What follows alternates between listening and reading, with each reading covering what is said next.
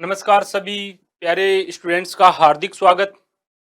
ये second grade के syllabus की आज हम चर्चा करके जो सेकंड ग्रेड के अंदर आरपीएससी के द्वारा आयोजित बायोलॉजी का पोर्शन है उस बायोलॉजी के बारे में सारी चर्चा की शुरुआत कर रहे हैं दोस्तों। ये वो सिलेबस है जो आपके सेकंड ग्रेड में जूलॉजी और बॉटनी का जो पार्ट है 10+2 लेवल और ग्रेजुएशन लेवल उसी सिलेबस के बारे में हम चर्चा कर रहे हैं। ये सिलेबस आपके सामने है दोस्तों। इसी सिलेबस के अनुसार ही आपको आगे बढ़ना है। तो जैसे ही आपकी एग्जाम आती है, जैसे ही आप किसी भी प्रतियोगी परीक्षा से जुड़ते हैं, आप बहुत सारा समय खराब कर देते हैं और एग्जाम आने के बाद आप तैयारी चालू करते हैं। जब एग्जाम आने के बाद तैयारी चालू करते हैं तो आपकी पढ़ाई तो आप हो जाती है, सिलेबस भी हो जाता है, लेकिन उसका रिवीजन नहीं होता। और जब तक आपका रिवीजन बार बार नहीं होता, जब तक आप प्रैक्टिस नहीं करते, पुरानी परीक्षाओं के पेपर नहीं निकालते, तब तक आपके दिल के अंदर एक घबराहट रहती है, एक डर की भावना रहती है। और वो डर की भावना एग्जाम आते आते बढ़ जाती है, क्योंकि जैसे जैसे एग्जाम नजदीक आती जाती है वैसे वैसे आपके अंदर फीलिंग्स क्रिएट होती हैं। ऐसा लगता है कि आपके कुछ भी याद नहीं है। ये क्यों हो रहा है दोस्तों? ये इसलिए हो रहा है कि जब खाली समय था तब आपने पढ़ाई नहीं की। जब आपको किसी प्रकार से किसी ने रोका नहीं, टोका नहीं, तो आप ज्यादातर समय फालतू की बातों में आपने नष्ट कर दिया। इसी समय को आपको बचाना है और निश्चित रूप से सेकंड ग्रेड की वैकेंसी आएगी, 100% आएगी। ये आपको भी पता है, मुझे भी पता है। तो जब वैकेंसी आएगी तो हम हमारा समय खराब नहीं करें। इस समय को अभी से एग्जाम के अकॉर्डिंग, सिलेबस के अकॉर्डिंग बेहतरीन तैयारी करके दिए गए निश्चित समय के ऊपर आपको क्या करना है, एक बार सिलेबस पूरा करना है और सिलेबस पूरा करने के बाद इसका रिवीजन करना है। सिलेक्शन के लिए मैं आपको दोस्तों बता दूं कि सिलेक्शन डिपेंड करता है आपके कंटेंट पर। आपका कंटेंट किस लेवल का है, आपने कैसा कंटेंट पढ़ा है, कैसे टीचर से आपने पढ़ा है, पुराने पेपर कितने निकाले हैं, आपने प्रैक्टिस कितनी की है, ये इस चीज पे डिपेंड करता है। इस चीज पे डिपेंड नहीं करता कि आप मोटी मोटी किताबें पढ़ लेते हो, आप दुनिया भर का ज्ञान पढ़ लेते हो, उस पे सिलेक्शन की गारंटी नहीं है। कम पढ़ो, बार बार पढ़ो, अच्छा मैटर पढ़ो, एनसीईआरटी को फॉलो करो, पुरानी परीक्षाओं के पेपरों को फॉलो करो और कॉन्फिडेंस के साथ, पॉजिटिव सोच के साथ आगे बढ़ो। सेकंड ग्रेड में सबसे बड़ी बीमारी जो आती है ना बच्चों की, जो फेल्यूर का कारण, वो फेल्यूर का कारण है 100% तैयारी करते हैं। कभी भी आपको सिलेक्शन के लिए 100% की जरूरी नहीं है दोस्तों। आप 10 से 20% कंटेंट छोड़ के भी तैयारी करते हैं तो भी आपकी अच्छी रैंक आती है। जैसे मेरे पास बहुत सारे पुराने स्टूडेंट्स और जो काफी साथी शिक्षक गण आरपीसी फाइट किए हुए मिलते हैं, उनसे मैंने यही चर्चा की है कि एक बच्चे को सिलेक्शन के लिए सबसे बड़ी दिक्कत कौन सी आती है। तो सेकंड ग्रेड के अंदर बच्चे के लिए सबसे बड़ी समस्या आती है बायोलॉजी, केमिस्ट्री और फिजिक्स, तीन विषय का चुनाव। और तीन विषय में तीनों विषय का जब बच्चा तैयारी करता है तो कई बार फिजिक्स से न्यूमेरिकल नहीं कर पाता है और फिजिक्स जैसा सब्जेक्ट थोड़ा टफ महसूस होता है, उसके कारण बायोलॉजी और केमिस्ट्री का रिवीजन भी कम हो पाता है। और जैसे जैसे एग्जाम आती है वैसे वैसे वो प्रेशर में आता जाता है और आपकी बायोलॉजी भी गलत हो जाती है, केमिस्ट्री भी गलत हो जाती है और फिजिक्स न तो खुद सही हुई न उन दोनों को सही होने देती है और बच्चा दौड़ से बाहर हो जाता है। तो मैं फिर कह रहा हूं कि सिलेक्शन के लिए यदि आपके पास 3 सब्जेक्ट हैं और 2 सब्जेक्ट आपको अच्छे से आ रहे हैं, जैसे मान लीजिए आपके पास बायोलॉजी अच्छी आ रही है, केमिस्ट्री अच्छी आ रही है और आपका जीके का पार्ट बहुत मजबूत है, तो मैं फिर कह रहा हूं कि आपकी टॉप रैंक आ सकती है। फिजिक्स ये हो या केमिस्ट्री हो, दोनों में से यदि आपको चुनाव करना पड़ता है तो 100% पढ़ने की जरूरत नहीं है। उनमें जो चैप्टर आते हैं उनको सिलेक्ट कर लीजिए और वो उनको बार बार पढ़ लीजिए। लेकिन 2 विषय को आपको पूरा पढ़ना पड़ेगा। जैसे बायोलॉजी और केमिस्ट्री आपको अच्छे से आती है तो बायोलॉजी और केमिस्ट्री की तैयारी युद्ध स्तर पे करनी पड़ेगी। युद्ध स्तर का मतलब है दोस्तों, कुछ क्वेश्चन ऐसे आ जाते हैं जो काफी डीपली आते हैं और वो प्रश्न यदि नेगेटिव हो जाते हो तो आप पीछे चले जाते हो, और जो क्वेश्चन डीपली आए हैं और वो आपके ठीक हो गए तो आपका सिलेक्शन हो जाता है। तो हार या जीत आपकी सोच पर निर्भर करती है। जब आप मान लेते हो कि मैं नहीं जीत पाऊंगा तो आपकी हार होती है, और जब आप ठान लेते हो कि मुझे जीतना है तो आप निश्चित रूप से जीतते हो। आपको दुनिया की कोई ताकत फेल नहीं करा सकती। इंसान तब हारता है जब वो उसका मन कमजोर हो जाता है, जब उसमें नेगेटिव फीलिंग्स आती हैं।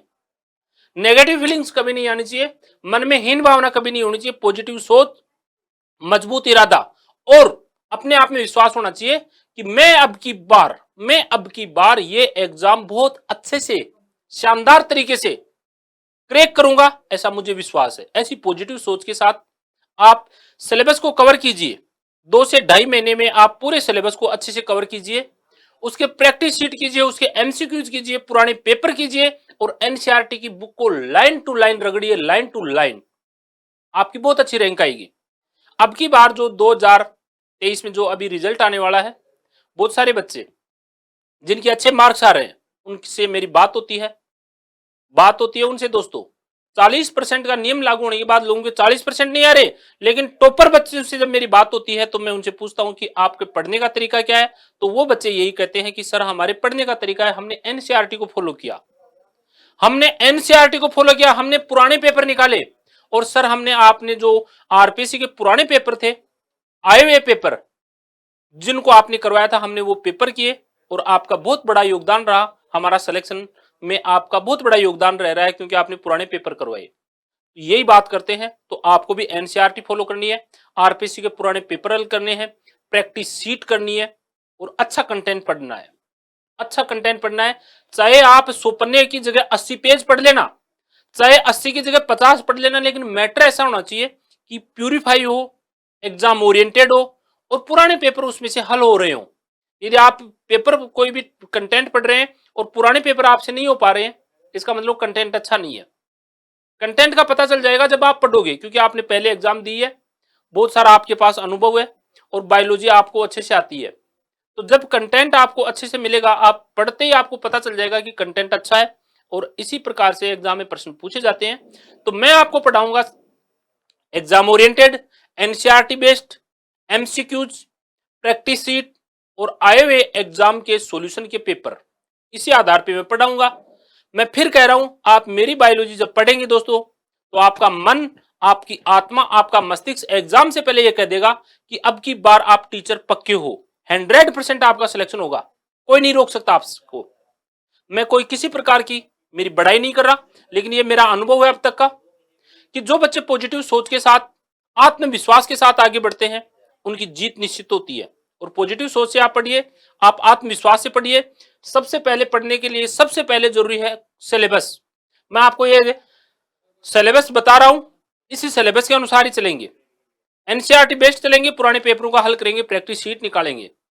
तो जुड़िए सेकंड ग्रेड बायोलॉजी के लिए मेरे साथ, क्योंकि मैंने आरपीसी फाइट की है, बहुत सारी परीक्षाओं का अनुभव है, मार्केट में बुक चलती है 7300 सामान्य विज्ञान, मेरी खुद की बुक है।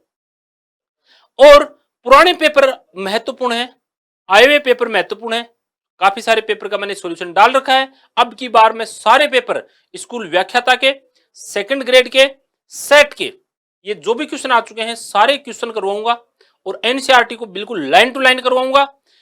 बीएससी लेवल बहुत ही अच्छा और सीनियर लेवल बहुत ही अच्छा, जूलॉजी बॉटनी दोनों एक एक लाइन करवाऊंगा। पीडीएफ मिलेगी दोस्तों, आपको पीडीएफ लिखने की कतई जरूरत नहीं है, आपको पीडीएफ मिलेगी। यदि आप बाई हैंड ले सकते हैं तो आपको हार्ड कॉपी के रूप में मैं नोट्स पे अवेलेबल कराऊंगा, लेकिन उनमें थोड़ा समय लगेगा। फिलहाल मैं वादा करता हूं आपसे कि आप मेरे साथ जुड़िए, आपका पक्का सिलेक्शन होगा, 100% होगा। जो मैं कहूंगा एक एक चीज साबित करके बताऊंगा। सिलेबस देखिए आपके पास, ये Rajasthan public service commission Ajmer, syllabus for examination of the post of senior teacher, second grade education department, paper second science.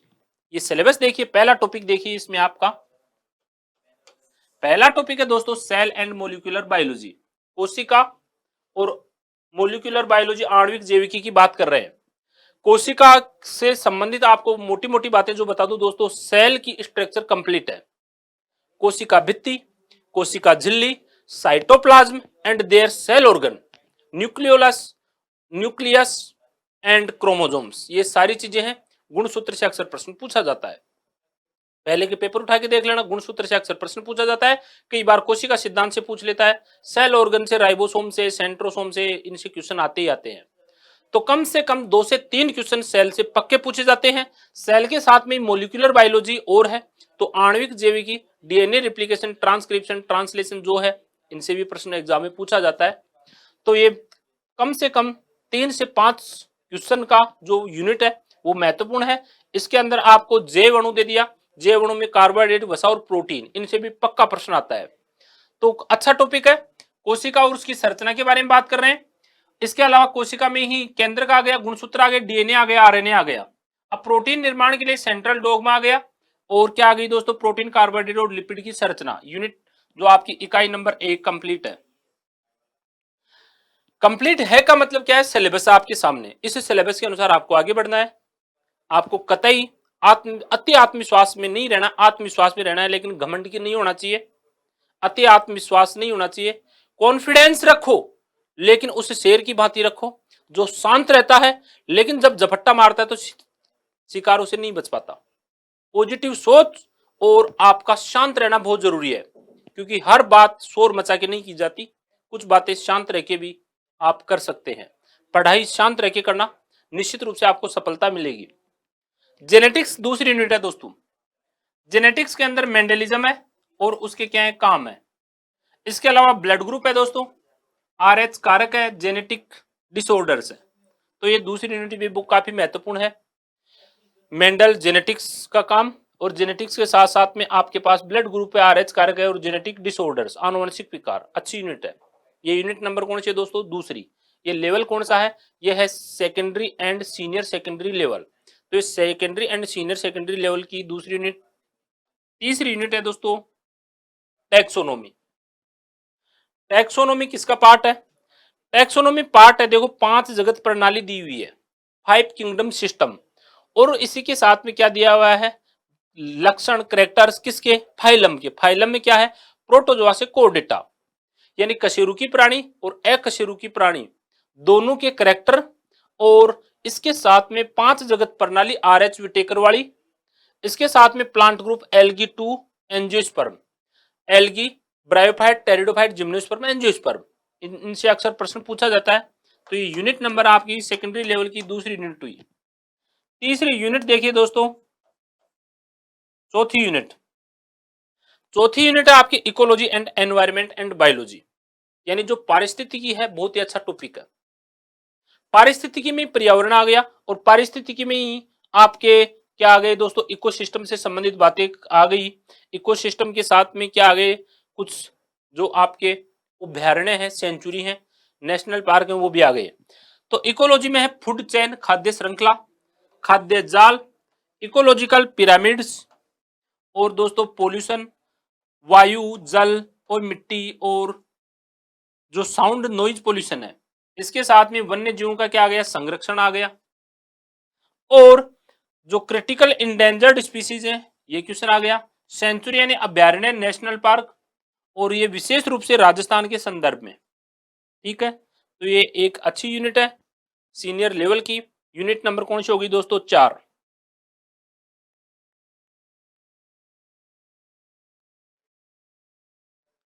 Unit number देखिए, 5 नंबर की यूनिट देखिए। 5 नंबर की यूनिट है दोस्तों जैव प्रौद्योगिकी। जैव प्रौद्योगिकी बायोटेक्नोलॉजी का अच्छा टॉपिक है। वैसे तो कई बार इनसे 3 से 5 प्रश्न पूछे जाते हैं, लेकिन कई बार 1 या 2 प्रश्न से भी काम चलाना पड़ता है।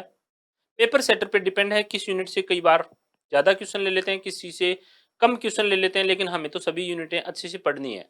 तो बायोटेक्नोलॉजी का अच्छा टॉपिक है। लगभग 3 क्वेश्चन पूछे जाते हैं, कई बार 4 या 5 भी पूछे गए हैं। इसमें क्या क्या है दोस्तों, इसमें है रिकॉम्बिनेंट डीएनए टेक्नोलॉजी, और रिकॉम्बिनेंट डीएनए टेक्नोलॉजी में क्या आ गए, टूल एंड टेक्निक, यानी इसके औजार आ गए। जीन क्लोनिंग आ गई दोस्तों, क्लोनिंग वेक्टर, डीएनए एम्प्लीकेशन, यहां से जो डीएनए एम्प्लीफिकेशन है, इससे अक्सर प्रश्न पूछा ही जाता है। क्या पूछते हैं, पीसीआर से। तो डीएनए एम्प्लीफिकेशन किसका काम है, पीसीआर का, और पीसीआर से अक्सर प्रश्न पूछा जाता है। इसके अलावा पोलिमरेज एंजाइम से भी आ सकता है, चेन रिएक्शन, ये आपका बायोलॉजी का पार्ट है। इसका बायोटेक्नोलॉजी का, इसमें ग्रेजुएशन लेवल में भी आएगा और सीनियर लेवल में भी आएगा, तो पूरी बायोटेक्नोलॉजी है आपका। यही बायोटेक्नोलॉजी जब ग्रेजुएशन लेवल में आएगा तो बची हुई बातें आ जाएंगी। यहाँ कुछ चीजों को क्या किया है, सीनियर लेवल पे कम किया है, फिर ग्रेजुएशन लेवल में बढ़ा दिया, तो पूरी बायोटेक्नोलॉजी है। अगला देखो दोस्तों, माइक्रोबायोलॉजी, अच्छा टॉपिक है। माइक्रोबायोलॉजी यानी सूक्ष्म जैविकी, और सूक्ष्म जैविकी में क्या आते हैं, eukaryotes, prokaryote, virus, bacteria, mycoplasma, lichen. अभी जो पिछली एग्जाम थी उसमें तो माइकोप्लाज्मा से क्वेश्चन पूछा था, ठीक है, और इस माइकोप्लाज्मा के अलावा लाइकेन से भी प्रश्न आ जाता है, वायरस से पूछ सकता है, प्रोकैरियोट और यूकैरियोट से। तो ये माइक्रोबायोलॉजी का छोटा सा टॉपिक है।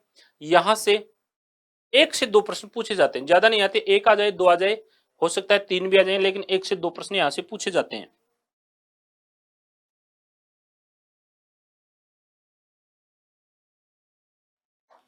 अगला देखिए दोस्तों, यूनिट नंबर 7, प्लांट मोर्फोलॉजी और एनाटॉमी। ये अच्छा टॉपिक है, ये अच्छा टॉपिक है। यहां से कई बार 5-5 प्रश्न पूछे जाते हैं, तो अच्छा टॉपिक है। 3 से 5 प्रश्न अक्सर इससे पूछे जा सकते हैं। 3 से 5 प्रश्न, कई बार 5 प्रश्न आ जाते हैं। इसमें क्या है, टाइप्स ऑफ प्लांट टिश्यू, पादप उत्तक के प्रकार, और औतिकी हिस्टोलॉजी। इस हिस्टोलॉजी में भी मोनोकोट और डाइकोट, द्विबीजपत्री और एक बीजपत्री। जड़ और तने की आंतरिक संरचना की बात करेंगे। बहुत सारे स्टूडेंट्स ऐसे हैं जिनको दिक्कत आती है, लेकिन मैं फिर कह दूं, ये बहुत इंटरेस्टिंग टॉपिक है। अपन जब भी शुरुआत करेंगे क्लास की, तो बात करेंगे इसमें क्वेश्चन कैसे पूछे गए हैं। मैं आपको साथ साथ बताऊंगा क्वेश्चन टीचर भर्ती में कैसे पूछे गए हैं। पढ़ाते टाइम में अलग से क्वेश्चन नोट करूंगा, ये प्रश्न एग्जाम में पूछा जा चुका है, ये पूछा जा चुका है। आपका माइंड क्लिक करूंगा कि प्रश्न कैसे आता है। क्यों दोस्तों? क्योंकि हमने एग्जाम दी है, हमने आरपीसी का सामना किया है, हमने एग्जाम फाइट की है, बहुत लंबे समय से प्रतियोगी परीक्षा से जुड़े रहे हैं। पढ़ाने के साथ साथ में कंपटीशन देना काम रहा है। तो मैं आपको रूबरू कराऊंगा प्रश्न कैसे पूछा जाता है। तो यहां से प्रश्न पूछ देते हैं अक्सर 3 से 5। जड़ तना पत्ती की संरचना आएगी, और इसमें फ्लावर भी है। टाइप्स ऑफ इनफ्लोरेसेंस यानी पुष्पक्रम है। 3 से 5 प्रश्न पूछे जाते हैं, अच्छा टॉपिक है पादप आकारी की। अगला देखिए, वाटर रिलेशन। वाटर रिलेशन एक अच्छा टॉपिक है दोस्तों, जल संबंध, जिसमें क्या क्या है, वाटर बायोमोलिक्यूल की फिजिकल और केमिकल प्रॉपर्टीज, और परासरण, विसरण दाब न्यूनता, जीवद्रव्य कुंचन, वाटर पोटेंशियल जल विभव, अवशोषण दोस्तों, और रसारोहण। अच्छा टॉपिक है, ये दोनों में आएगा, ग्रेजुएशन लेवल में और आपके सीनियर लेवल में। तो पूरा वाटर रिलेशन का टॉपिक है, जल संबंध का अच्छा टॉपिक है। अक्सर इससे 2 क्वेश्चन पूछे जाते हैं दोस्तों, 1 से 2 क्वेश्चन। तो जल संबंध में 1 से 2 क्वेश्चन पूछे जाते हैं। फोटोसिंथेसिस, फोटोसिंथेसिस बहुत ही महत्वपूर्ण। फोटोसिंथेसिस में भी 2 से 3 क्वेश्चन तो नहीं, लेकिन लगभग 2 क्वेश्चन पूछने की संभावना रहती है, 1 से 2 क्वेश्चन। और इसमें क्या क्या है, 2 फोटोसिंथेसिस के साथ रेस्पिरेशन है, तो 2 से 3 क्वेश्चन हो गए, क्योंकि ये बड़ी यूनिट है।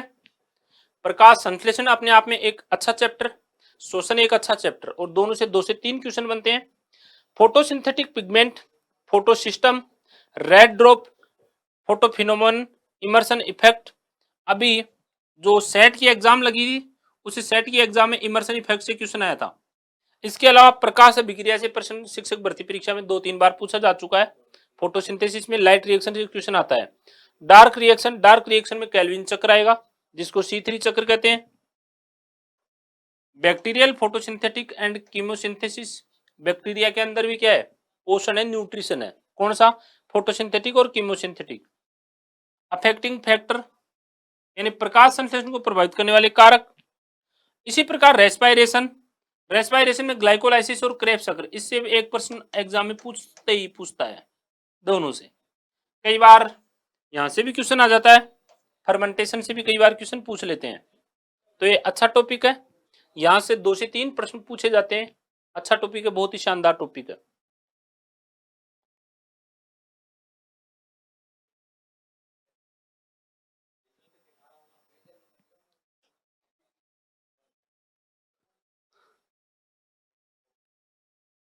एंजाइम देखिए दोस्तों, एंजाइम एक अच्छा टॉपिक है। इस एंजाइम से 1 से 2 क्वेश्चन पूछने की पूरी संभावना रहती है, और पूछता भी है। एंजाइम की structure, classification, mechanism, affecting factor और एंजाइम एक्टिविटीज। तो एंजाइम का अच्छा टॉपिक है दोस्तों, 1 से 2 प्रश्न इससे पूछे जाते हैं। प्लांट ग्रोथ, पादप वृद्धि और डेवलपमेंट, ये इंपॉर्टेंट टॉपिक है, इससे भी अक्सर प्रश्न पूछते हैं। कैसे प्रश्न पूछते हैं, डिफरेंशिएशन एंड डी डिफरेंशिएशन, वृद्धि और विभेदन और रीडिफरेंशिएशन। ये वैसे तो एनाटॉमी के अंदर ही आ जाता है कि विभेदन, पुनर्विभेदन और निर्विभेदन, इससे प्रश्न पूछा जा चुका है। अभी कौन सी एग्जाम थी उसमें प्रश्न आया था।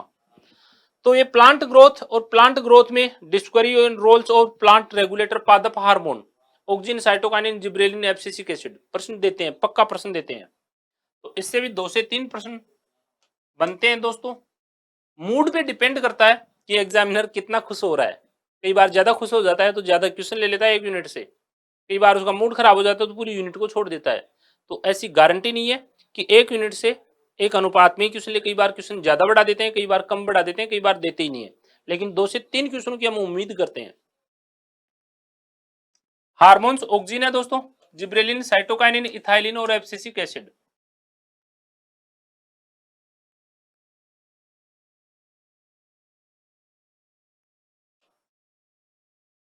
तो ये आपकी यूनिट कौन सी हुई दोस्तों? यूनिट हो गई आपकी 10 और 11। अगली यूनिट देखिए दोस्तों 12, एनिमल डेवलपमेंट बायोलॉजी, भ्रूणिकी, एम्ब्रियोलॉजी का अच्छा टॉपिक है। गैमेटोजेनेसिस, युग्मक जनन, फर्टिलाइजेशन, विदलन और गैस्ट्रुलेशन और oogenesis अच्छा टॉपिक है। यहां से भी 2 से 3 क्वेश्चनों की हम उम्मीद करते हैं। एक प्रश्न तो पक्का तो आता ही है, बाकी उम्मीद करते हैं 2 से 3 क्वेश्चनों की। काफी अच्छा टॉपिक है।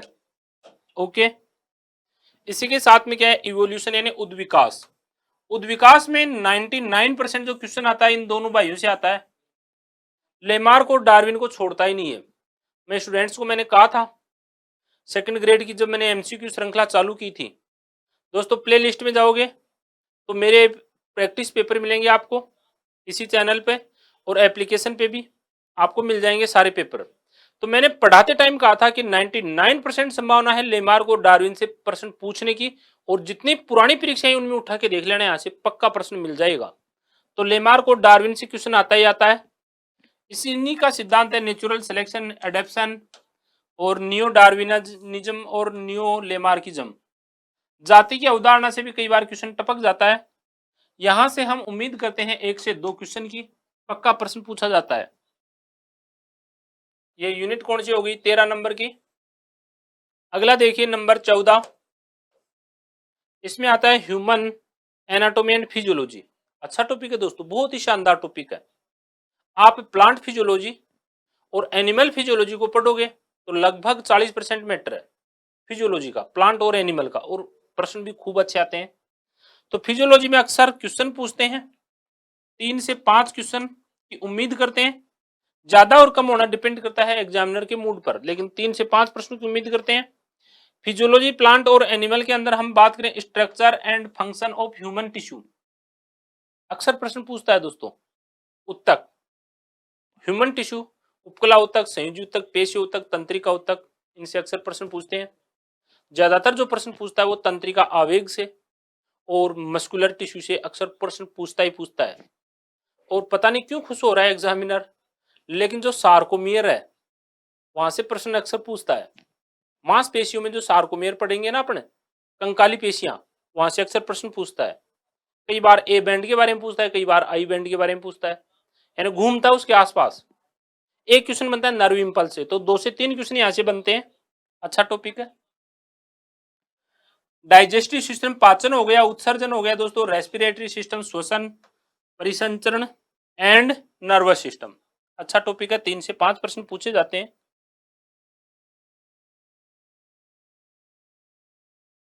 ये यूनिट देखिए, अगली यूनिट देखिए दोस्तों, मानव स्वास्थ्य। इसमें आ गया पोषण, common human disease, vaccination, immunity. Vaccination और इम्यूनिटी में से 1 से 2 क्वेश्चन पूछता है। इसके अलावा इनसे भी क्वेश्चन पूछता है। तो ये पूरी यूनिट आपको 2 से 3 क्वेश्चन देती है। इसमें क्या है दोस्तों, इसमें है organ transplantation and bio treatment technique. तो ये ह्यूमन हेल्थ से संबंधित 2 से 3 प्रश्न अक्सर एग्जाम में पूछे जाते हैं। ज्यादातर जो प्रश्न आता है वो यहाँ से आता है वैक्सीनेशन और इम्यूनिटी से। एक इम्यूनिटी का, एक वैक्सीनेशन का प्रश्न अक्सर पूछा जाता है। आप देख लेना, अभी जो पेपर लगा था उसमें भी देख लेना, यहाँ से प्रश्न आता है। अगली यूनिट क्या है दोस्तों, ये केमिस्ट्री का पार्ट आ गया। तो ये सेकेंडरी लेवल का हमने बात की कि सेकेंडरी लेवल की जो यूनिट है वो कितने यूनिट है दोस्तों, 15। और सारी यूनिट सिलेबस आपके दिमाग में होना चाहिए, जहां आप पढ़ते हो वहां सामने चिपका के रखो। जिस व्यक्ति के सिलेबस याद हो जाता है वो आधी लड़ाई जीत लेता है। तो सिलेबस आपके माइंड के अंदर सेट होना चाहिए, और वादा है मेरा आपसे, मैं आपको अब की बार टीचर बना के छोड़ूंगा, पक्का विश्वास रखिए। क्योंकि बायोलॉजी कई बार इतनी टफ आती है दोस्तों, इतनी टफ आती है कि आप BSc biology, BSc BEd, MSc होने के बाद भी आप बायोलॉजी नहीं कर पाते हैं, बहुत बार दिक्कत आती है। तो सब्जेक्ट को इतना आसान मत लीजिए, पुराने पेपर में साथ साथ करवाते चलूंगा, क्वेश्चन साथ साथ करवाते चलूंगा, आरपीसी में आए हुए पेपर करवाऊंगा, और जो मैटर होगा दोस्तों उसकी पीडीएफ मिलेगी। लिखने का समय खराब नहीं होने दूंगा, क्योंकि जब आप पढ़ते हो और लिखते हो तो बहुत सारा समय लिखने में चला जाता है। लाइव लीजिए, रिकॉर्डेड लीजिए, जैसी मर्जी आई वैसे लीजिए, लेकिन आपकी नौकरी पक्की लगनी चाहिए, आप 100% टीचर बननी चाहिए, आप लाइफ में बहुत आगे जाएंगे। लेकिन एक पॉजिटिव सोच और खुद पर विश्वास, सपने देखो दोस्तों। मुझे पता है आप बीएससी बीएड हो, एमएससी बीएड हो, आप बहुत समय से एग्जाम दे रहे हो, आप 2 नंबर से रह जाते हो, 1 नंबर से रह जाते हो, आप अंदर से टूटने लग जाते हो, आप में हीन भावना आ जाती है, लेकिन this is the part of competition दोस्तों, ये जीवन का पार्ट है, इसको स्वीकार करो, इसको स्वीकार करो और सुधार करो, जहां से कमी है वहां से सुधार करो। यदि आपने पहले एग्जाम दे दिए और आप 1 नंबर, 2 नंबर या 5 नंबर या 10 नंबर से रह गए, तो आप में कमी क्या थी वहां से सुधार करो। आपका नौकरी पक्की है, आपका सिलेक्शन पक्का है। मैं फिर कह रहा हूं, आपकी नौकरी चैलेंज को नहीं कर सकता। यदि आपने सोच लिया कि मुझे ये काम करना है, तो वो काम होके रहता है दोस्तों, होके रहता है। नौकरी कोई बड़ी बात नहीं है, बस हमारे अंदर एक आत्मा के अंदर एक डेडिकेशन बनना चाहिए, साला अंदर से आवाज आनी चाहिए कि बाप रे बाप मुझे ये काम करना है, मुझे करना है, मुझे करना है, मुझे करना है, बस हो जाएगा, पक्का हो जाएगा 100%। तो ये हो गया दोस्तों, इसका केमिस्ट्री का पार्ट आ गया। इसके बाद आगे बढ़े थोड़ा।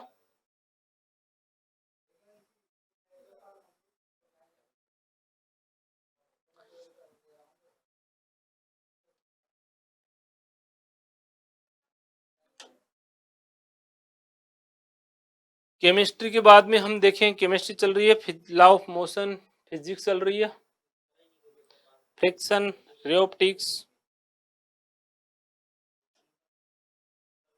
ये आ गया ग्रेजुएशन लेवल। ओके, इसी की तलाश थी।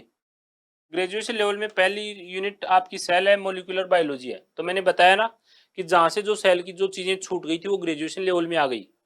आपको पूरी सेल पढ़नी है, आपको पूरी बायोमोलिकुलर बायोलॉजी पढ़नी है, छोड़ना कुछ भी नहीं है। जैसे जैसे देखो, आपको सेल साइकिल मिलेगा, माइटोसिस, म्योसिस और उनका महत्व, chromatin organisation, DNA replication, transcription, translation मिलेंगे दोस्तों।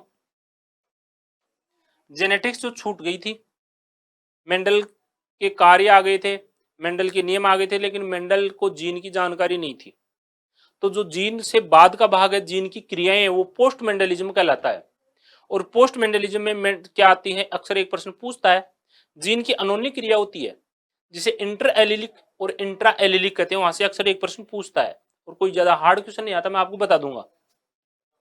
तो ये पोस्ट जेनेटिक्स का पार्ट, काम, gene interaction, regulation of gene expression, prokaryote eukaryote, linkage, crossing over, physical mapping, sex determination, sex linkage.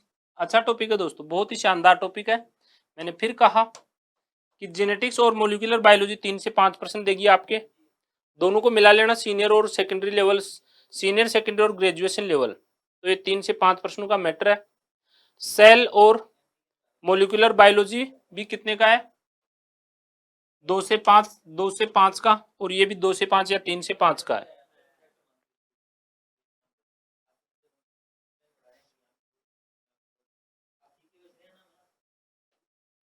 ये यूनिट देखिए, एनिमल टैक्सोनॉमी।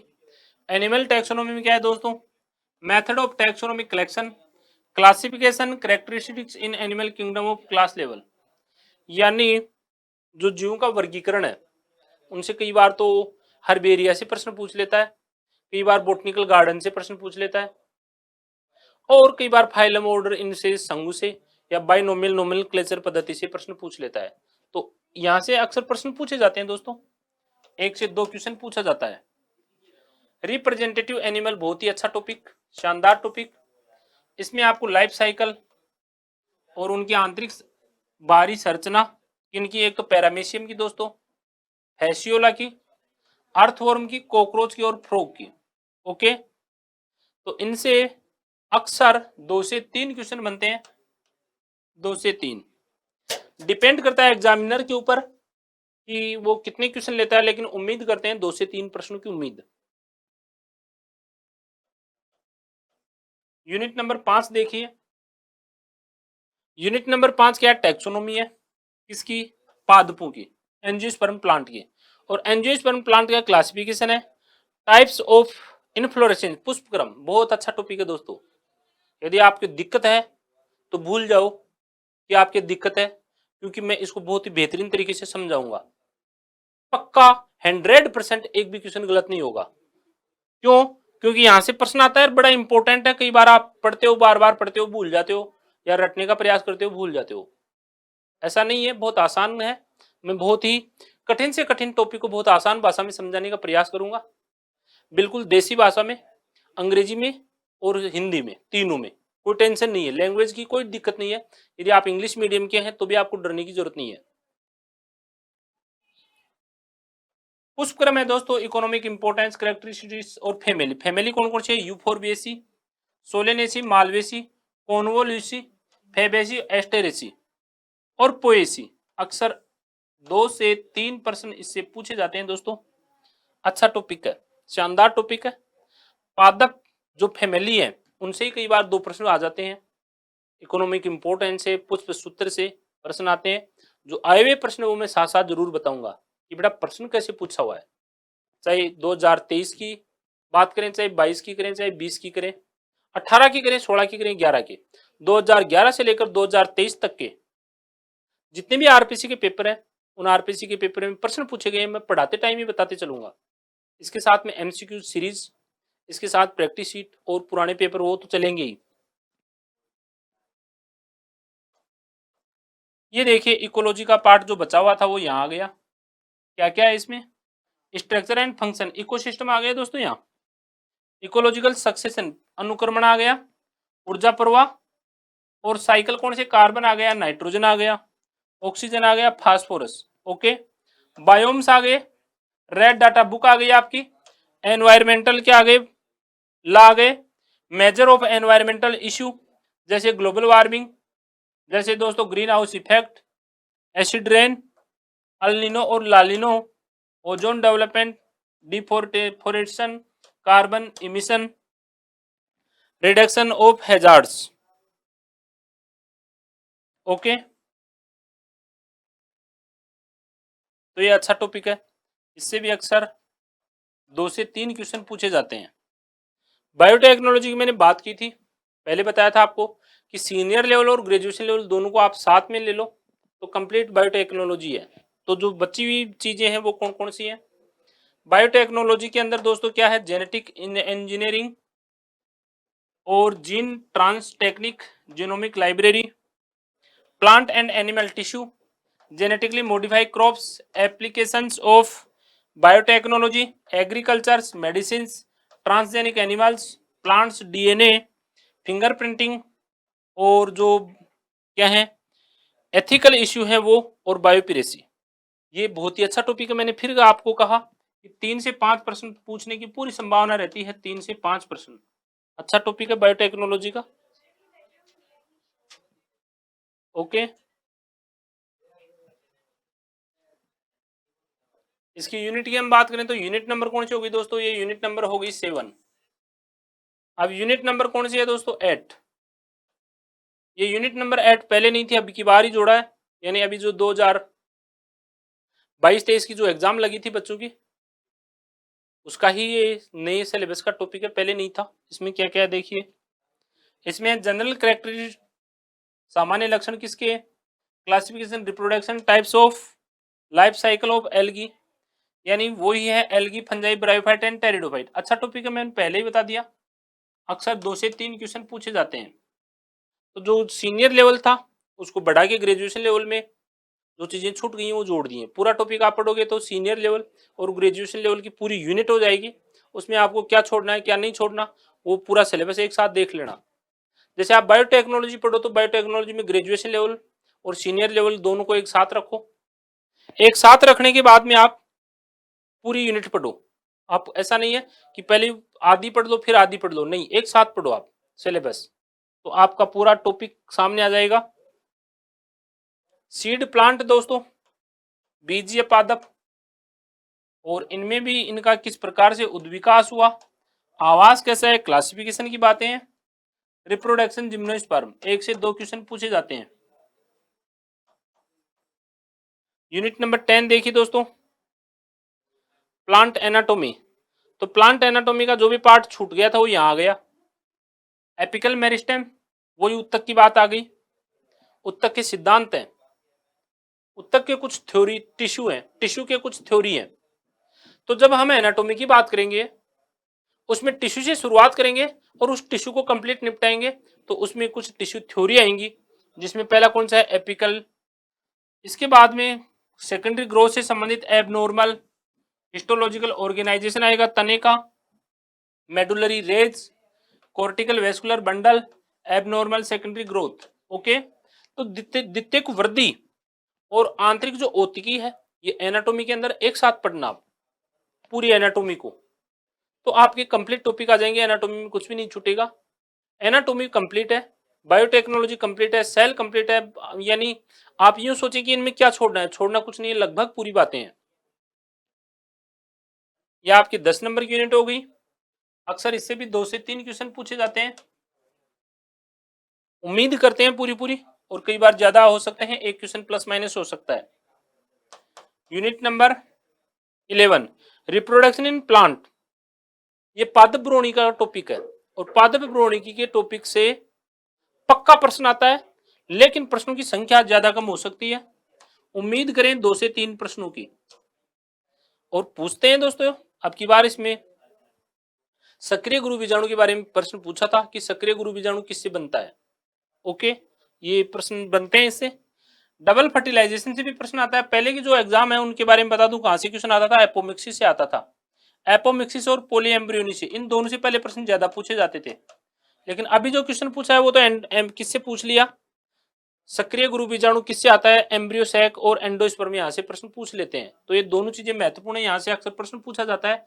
एम्ब्रियो सैक से और इंडोस्पर्म से प्रश्न पूछा जाता है। डबल फर्टिलाइजेशन अच्छी क्रिया है, तो इसमें टोटल 2 से 3 क्वेश्चनों की हम उम्मीद करते हैं। 2 से 3 क्वेश्चन, अच्छा टॉपिक है प्लांट एम्ब्रियोलॉजी का।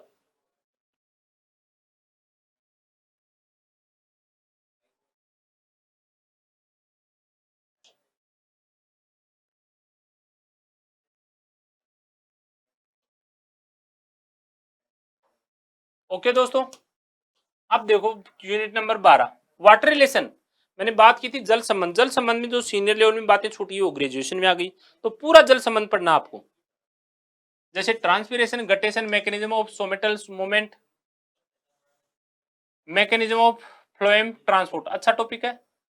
इसके अलावा unit number 13, plant nutrition. Plant nutrition में जो पोषक तत्व हैं दोस्तों, उनसे प्रश्न पूछ लेते हैं, 1 से 2 प्रश्न। और वाटर रिलेशन की मैंने पहले ही बात कर ली, 2 से 3 प्रश्न बनते हैं, लेकिन अक्सर प्रश्न पक्का पूछा जाता है। जल संबंध का प्रश्न अक्सर पक्का पूछता है। तो आपको जल संबंध आपका जो यूनिट के रूप में दिया हुआ है वो कंप्लीट पढ़ना है, उसमें कुछ भी नहीं छोड़ना। जो चीजें सीनियर लेवल पे छूट गई वो ग्रेजुएशन लेवल में आ गई। यूनिट नंबर 14 देखिए, फोटोसिंथेसिस की बात कर चुके हैं, रेस्पिरेशन की। अब जो सीनियर लेवल में जो बातें छूट गई थी वो ग्रेजुएशन में आ गई। तो पूरा चैप्टर पढ़ोगे तो पूरा कंप्लीट आ जाएगा इसमें, जैसे C3, C4, CAM, ठीक है, मेटाबॉलिज्म और फोटोफॉस्फोराइलेशन। इसके अलावा कीमोसिंथेटिक या फोटो रेस्पिरेशन, जो प्रकाश श्वसन है, श्वसन के अंदर ETS आ गया दोस्तों, और फोस्फोराइलेशन। तो ये अच्छा टॉपिक है फोटोसिंथेसिस और रेस्पिरेशन का। इसमें से भी 2 से 3 क्वेश्चन पूछे जाते हैं, ठीक है। प्लांट ग्रोथ की हम बात करें तो प्लांट ग्रोथ, पादप वृद्धि, जब हमने चर्चा की थी उसमें कुछ चीजें छूट गई थी, जैसे फोटो पीरियोडिज्म, दीप्तिकालिता आ गई, वसंतीकरण आ गया दोस्तों, डोरमेंसी अंकुरण आ गया, आयुकरण, और physiology of flowering and fruit development. तो ये 2 से 3 क्वेश्चन का मामला है, अच्छा टॉपिक है पादप वृद्धि का। जो चीजें सीनियर लेवल में छूट गई वो ग्रेजुएशन में आ गई। इसके अलावा देखिए 16वें नंबर का जो टॉपिक है वो आपका क्या है दोस्तों, एनिमल डेवलपमेंटल बायोलॉजी। अब वहां जो एम्ब्रियोलॉजी के अंदर आपकी बातें छूट गई तो यहाँ आ गई, जैसे अतिरिक्त भ्रूणीय झिल्लियां, अतिरिक्त भ्रूणीय झिल्लियां आ गई, और इनसे तो अक्सर प्रश्न पूछता ही है। अक्सर बार बार प्रश्न पूछा जाता है इनसे, अतिरिक्त भ्रूणीय झिल्लियों से प्रश्न पक्का आता है। प्लेसेंटा से पूछ लेता है कई बार, फर्स्ट ग्रेड के अंदर इस प्लेसेंटा से क्वेश्चन आया था, फर्स्ट ग्रेड व्याख्याता में यहां से प्रश्न आया था।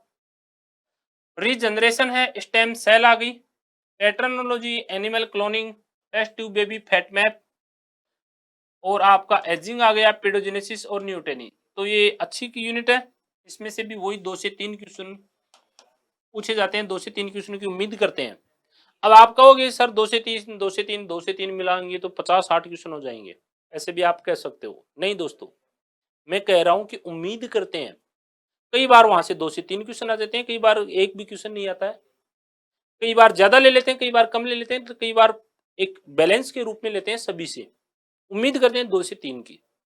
तो जैसे 35 है या 40 क्वेश्चन है, तो वो हर यूनिट से क्वेश्चन लेने का प्रयास एग्जामिनर करता है। कई बार क्या होता है, किसी यूनिट से ज्यादा प्रश्न आ जाते हैं, लेकिन आएंगे आपके फिक्स। फिजिक्स, केमिस्ट्री और बायोलॉजी का एक रेशियो होगा, उस रेशियो में, उस रेशियो से ज्यादा नहीं आएंगे। यूनिट नंबर देखिए अगली, ह्यूमन फिजियोलॉजी, जिसमें आपकी अंतःस्रावी ग्रंथियां, डाइजेशन आ गई है, नर्व इंपल्स, तंत्रिका आवेग, मैंने बताया था तंत्रिका आवेग से अक्सर प्रश्न पूछता है। कंडक्शन आ गया, मसल्स कॉन्ट्रैक्शन आ गया, hormonal control, reproduction, transport, oxygen, oxidative. अक्सर दोस्तों 2 से 3 प्रश्न पूछता है यहाँ से। इकोनॉमिक 2 से 3 नहीं, यहाँ से 3 से 5 करना पड़ेगा, ये अच्छा टॉपिक है, अक्सर ज्यादा क्वेश्चन आते हैं यहाँ से। इकोनॉमिक जूलॉजी, आर्थिक प्राणी विज्ञान, economic importance of protozoa, annelids, insect, Mollusca. Mollusca से अक्सर प्रश्न पूछता है, 1 से 2 क्वेश्चन यहाँ से पूछते हैं। इस प्रकार दोस्तों आपके पास ये कितनी यूनिट होगी, 18 यूनिट तो ये हो गई, और 18 के अलावा पिछली वाली यूनिट के अंदर कितने थे, 18 यूनिट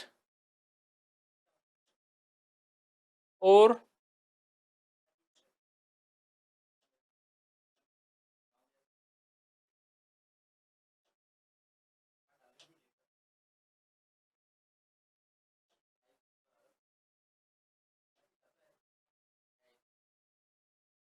ओके दोस्तों, तो इस प्रकार आपका ग्रेजुएशन लेवल, सीनियर लेवल आप दोनों मिलाएंगे तो आपके अच्छे क्वेश्चन एग्जाम में पूछे जाते हैं।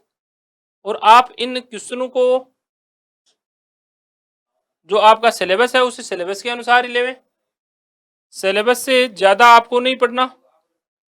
जैसे ये आपका आ गया टीचिंग मेथड आ गया, टीचिंग मेथड आपका ऐसा टॉपिक है जहां से आपको खुद ही ज्यादा तैयारी करनी पड़ती है। टीचिंग मेथड में, टीचिंग मेथड वैसे मैं भी करवा दूंगा, कोई बड़ी बात नहीं है, लेकिन ये फिक्स है। टीचिंग मेथड में ज्यादा इधर उधर नहीं है। आगमन, निगमन, परियोजना विधि और टीचिंग एड्स, इनसे अक्सर प्रश्न पूछे जाते हैं। तो यहाँ से आपको ये करना है कि पुराने पेपर में जितने भी क्वेश्चन आए हुए वो देखने हैं। और आजकल तो प्रश्न ऐसे आने लगे अप्लाई टाइप के, आपका माइंड क्या कहता है उससे प्रश्न निकालने लग गया एग्जामिनर। तो यहाँ आप कितना भी पढ़ लें, लेकिन आपकी समझ होना जरूरी है कि कौन सी शिक्षण विधि का कहाँ उपयोग होगा, कौन से शिक्षा के उद्देश्य कहाँ काम करेंगे टीचिंग एड्स के रूप में, ऑडियो कौन सा है, विजुअल कौन सा है, ऑडियो विजुअल कौन सा है। इस प्रकार से प्रश्न आपके टीचिंग एड से भी प्रश्न पूछते हैं। तो ये चीज आपकी समझ पे डिपेंड करती है दोस्तों, आपकी समझ कितनी है। तो टीचिंग मेथड मैं आपको करवा दूंगा बिल्कुल, आपकी जो क्लासें होंगी उन्हीं क्लासों के अंत में टीचिंग मेथड करवा दूंगा। इसमें आपको अलग से पढ़ने की जरूरत नहीं है, आपको टेंशन नहीं लेना कि सर टीचिंग मेथड कहाँ से पढ़े। आपको टीचिंग मेथड मैं करवा दूंगा, बस आपको लगातार जुड़े रहना है, खुद पर विश्वास रखना है, पुराने पेपर करते रहना है, एनसीईआरटी पढ़नी है, ये ध्यान रखें।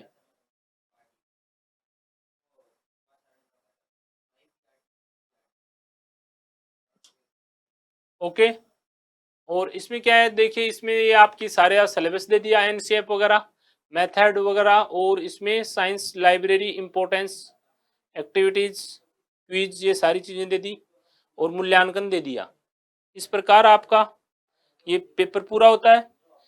ये पेपर के बारे में बता रहा है कि question paper will carry maximum 300 marks, 150 question 300 marks के आएंगे। 150 क्वेश्चन है दोस्तों, 300 मार्क्स के हैं। ड्यूरेशन टाइम पीरियड आपके सामने है 2 आवर 30 मिनट्स, 2.5 घंटे का पेपर है। The question paper will carry 150 question, multiple choice आपके जो क्वेश्चन है, और नेगेटिव मार्किंग है दोस्तों, 1/3 नेगेटिव मार्किंग।